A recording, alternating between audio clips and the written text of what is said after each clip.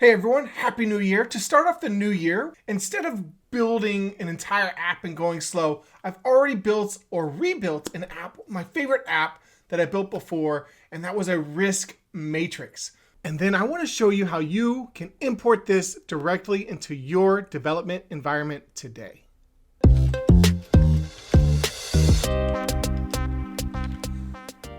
So check it out. Over here on the left side, right, we have a risk grid container. This is using that new grid container.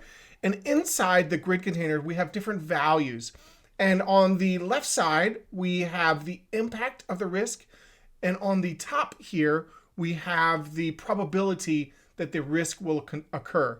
So at a very high probability and a very high impact, these are your worst risks. And then down here at the bottom left, a very low impact and a very low probability. These risks are okay that you don't need to worry about. Now, each one of these grids is actually a button that you can pop open and you can see the risk. You can see the risk, the project name, the risk details. And what's great is I'm leaving this open for you to edit and to make this even better. So you can select a risk if you'd like to and delete the selected risk if you like. Or you can come up here and add a new project or risk.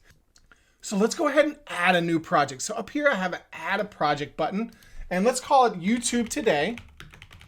And the project details, it's a matrix, risk matrix YouTube video. Now the thing is I've left this space for you to add as much project details as you want here. I only put in 2 fields, but I'm leaving this up to you. You can now add more fields to your table, and then it'll populate here and you can save it. We'll get into that in just a minute. I'm gonna go ahead and click save, and we have our new project here, YouTube today. We could come in here and we can edit and say a risk matrix and go ahead and resave it. And so you can see we have edited that line item, or we can come in here and add a risk. And at the top, it's asking for the risk name. So the risk name is video is too long. So my videos have been too long. There's not been enough retention from you guys. I make videos that are very long and no one watches them that long. So we have a lot of wasted time. I want to make videos that you guys like, and I want to make videos that people like to watch. And the impact I'm going to say is about an 8. I think in a future video, I'm going to change this to a drop down. I'll change this to radio buttons instead of just hard coding this in. But the probability of this happening is about 50% or 0.5. And we have another field down here. It's the project field. Now you actually don't fill this in. We can change this to disabled. So let's see here. Let's scroll down and change this to disabled. Just so people know that you're actually not filling that in. That's just being populated from the related table. So this is the name of our project, right? And so now you can hit save. And so with an impact of 8 and a probability of 5, I'm guessing that's somewhere around impact of 8. So 5, it's definitely possible. So significant, it sounds like right here, an impact of 8 and probability of 5. There it is. The video is too long. And you can click on here and delete the selected risk, right? And so if we move me a little bit, we can close. Let's just go ahead and add one more just so we can see how this tallies up. So I just want to show you if we add another risk in here. Let's say the risk name is, it's my YouTube video, intro is too long. I create a new intro. It's 2026, risk details. I tried to make under 5 seconds.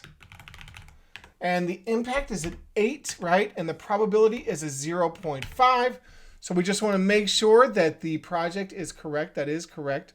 We'll go ahead and click save, and we'll go back, and you'll notice now that it says 2. Isn't that great? So this is how it kind of tallies up. You can put all of your project risks in here. Now you have 2 risks here on the same project with a very possible and significant impact. So we have another one here, holiday weekend, push to prod. Not very likely, hopefully, but that is catastrophic. Do not push to prod on the weekend. So I just want to show how this is actually, it is all completely responsive. So we do have our projects in here. The table is responsive. You can delete a selected risk. Now I didn't do a pop-up. Maybe that's another video we do, but now you notice it says 1. Add projects. We have our projects in here. I resized the buttons and changed them to icons only. So you can add more risks in there if you'd like to. You can add a new project. You can delete the selected project. But all this is working. Looks beautiful. This is my video for you today. I just want to go over the tables in here. So we have 2 tables that I'm using. One is the projects table, and there are just a few fields in here. Now we do have owner, and I think in the next video we may make the relationship between the user table and the owner table, but right now I don't actually have that in my form. So these are some things that we could work on in the future. In the risks table, we have a few fields. What's most important is the calculation here. Maybe you want to calculate your risk differently than I did. So let's look at probability actually. So as probability is loading, you can see I'm multiplying it by 10, right? For the decimal of a 100%. Remember I did 0.5 because it's 50%. And then I'm dividing it by 2 because the matrix that I'm using is 5 by 5. So I'm looking for a value between 1, 2, 3, 4, and 5. Now, this is up to you. You're welcome to change how this is calculated. If you look at the impact, it's a little simpler because there's no times by 100. But I'm just saying, hey, if you put in an 8, divide by 2 is a 4, right? And so that's how it's putting it in the chart, right? It's a 5 by 5 chart. So 1, 2, 3, 4, 5. 1, 2, 3, 4, 5. So a 5, 5 is going to be this corner, right? And a 1, 1 is going to be this corner. And so you're welcome to change the calculations and how they work. But I just wanted to say that I'm going to upload this to GitHub. You can download it. The video will be directly in GitHub. You can straight download it. And let's go ahead and show how you can upload this to your environment. So the first thing I'm going to do in my dev environment is I'm actually going to put this in a solution. So new solution, I'm going to call this risk matrix. Select the publisher, which is me.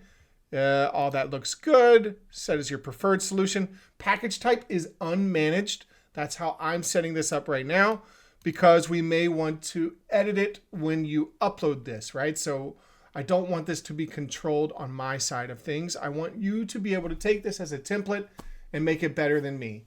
Now I'm going to click on Add Existing App, Canvas App from outside Dataverse, Risk Matrix. I want to add my Power App to this solution.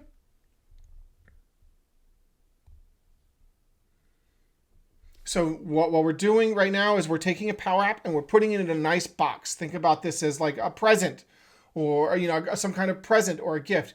You're putting your app in a nice package that is going to be easier for you to manage. It is now sitting in here so we can see our risk matrix. Most likely we want to add our tables.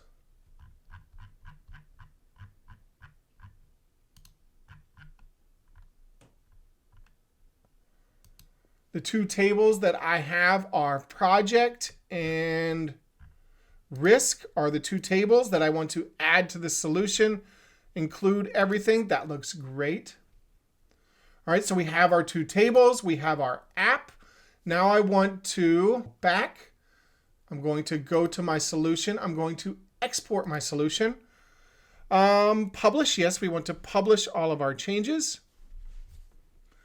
It does talk about pipelines. Maybe that's something we can do in the future. We are not going to do that today in this video, but you do want to publish your app. Just make sure it's picked up all those changes.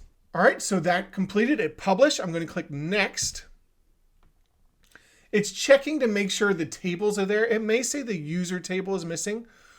Now here we have managed and unmanaged. Managed means that you can't edit it. I want to make sure this is unmanaged, so when I pass this off to you, you can make changes. It's moving to another development environment. Notice that. Development environment. Okay, you can see our solution successfully exported. Notice this green line here. On the very far right, we can now download our solutions. It's going to download a zip file. Okay, now that I have successfully exported, I'm going to go to my second development environment, just to demonstration purposes. And I'm going to import the solution. I'm going to select the solution. I'm going to click next. Now this is a unmanaged solution, means we can edit. You can see type unmanaged, import. If you put this into a production environment, you most likely want to do managed. All right, so we can see currently importing. Once again, it is this gray line up here that's kind of hidden. You may not even notice it, right? A lot of times, most people who are new to this don't notice that little gray bar. So now we're waiting for it to upload the Power App and 2 tables. You do not want to import to your default environment. It is creating Dataverse tables. You could override something, you could mess something up. It may give you an error. It may not let you. Hopefully there are privileges that do not let you create these tables in your Dataverse environment, in your default Dataverse environment. You want to, most likely, I am recommending that you do this in a development environment like I am doing. That's why I'm in HES Dev 2. Upload this to a development environment and then make the changes as you please and then push it to production as a managed solution. So we're just going to wait for this to finish importing. All right, so the solution successfully imported. Let's go ahead and give it a refresh, even though I already saw it. I did see it there. We can see our risk matrix. It came with 2 tables and 1 app. Let's take a look at it. All right, so we have a project table and a risk table. If we look inside here, these tables are actually blank, which is what we want, right? So my data is not coming over into your tenant, but you have some nice tables. We can go to the risk matrix. We can go to the app. And now this is where you can come in here. You can make your changes. If you want to add new columns to the tables, if you want to change the colors, if you want to rename the controls, if you want to add another sheet. But now I am passing this off to you. We'll keep working on this in the next few weeks. We'll work on new things. I was thinking we could do named formulas. We could change text fields to radio buttons or drop downs. But I'm passing this off to you. Thank you. My name is Andrew Hess. Please like and subscribe. I really love doing this. I love it when you guys enjoy my videos and when I enjoy making the videos. It's a win-win. That's what we'd like. Like and subscribe. I'll see you next week.